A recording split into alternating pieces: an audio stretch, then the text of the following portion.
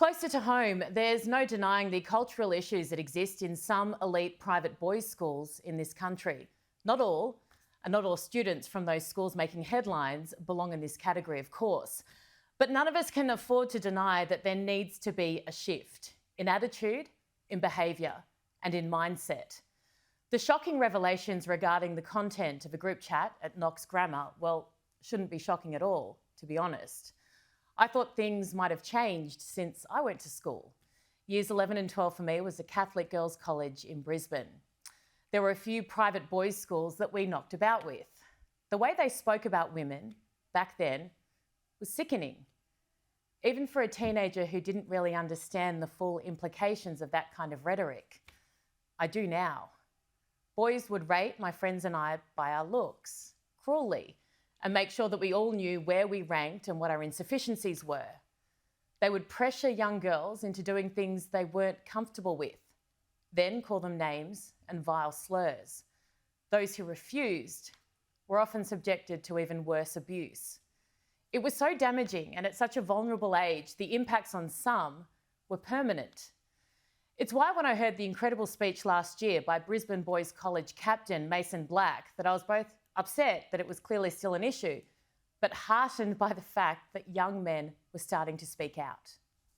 If you have ever objectified a woman based on her looks, talked about females in a misogynistic way, or taken advantage without consent, you are part of the problem.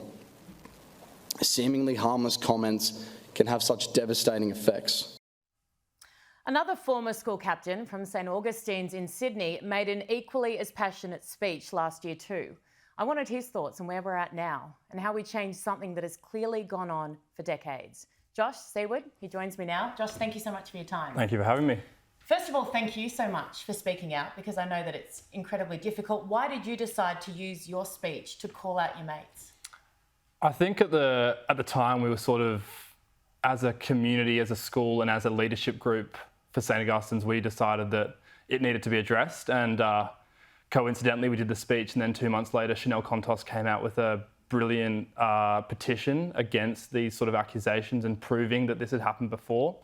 And so it all sort of wrapped into this movement that we decided something needed to change, and really drove with that momentum to try and make that change, because it's well overdue. Something happened to you that you struggle with today because you didn't speak up, which is nothing to be ashamed of, by the way. We've all been there, but what happened? Yeah, so I was Australia Day 2019. I was 15 and was just with a couple of mates, a couple of girls as well from a neighbouring school. We went to walking through a park, saw a couple of other boys. They were throwing slurs. One of them actually pushed one of the girls. And as a 15-year-old, I just wasn't comfortable standing up and retaliating against that. But I think looking back, it's those sort of little things that happen that allow these boys potentially to realise that that line, they're not aware of where that line is. And so if I had my time again, obviously I wish that I had stood up and told them, no, that's not right. I think that those sort of little actions are how we make a big change. What did you tell your classmates? I just tried to make it really clear as to where the line was. I think I'm not trying to preach from a mark that's above them. I'm just trying to preach from a position that I think is right. And I had a lot of other boys helping me do that. I was just sort of the voice of it. But we were just sort of trying to really promote that this isn't acceptable anymore. Social media, and regardless of social media, this gets much more public. And we can't have our friends and colleagues and peers feeling uncomfortable because of where we went to school or how we were brought up or the things that we might say. Is it worse, do you think, in elite private schools? I can't necessarily say it's worse in elite private schools. I definitely think it's more public in elite private schools. There seems to be a trend that every accusation that we see, it's, oh, not again, another private school. So I can't necessarily say that it is more prevalent. It might not be, but there definitely is more public, common accusations coming from those private schools. You're 19, so this is going to be very difficult, and if you know the answer, well, I can already tell you very impressive. How do we change this deeply ingrained culture, particularly in young men? Not all, but in a fair few.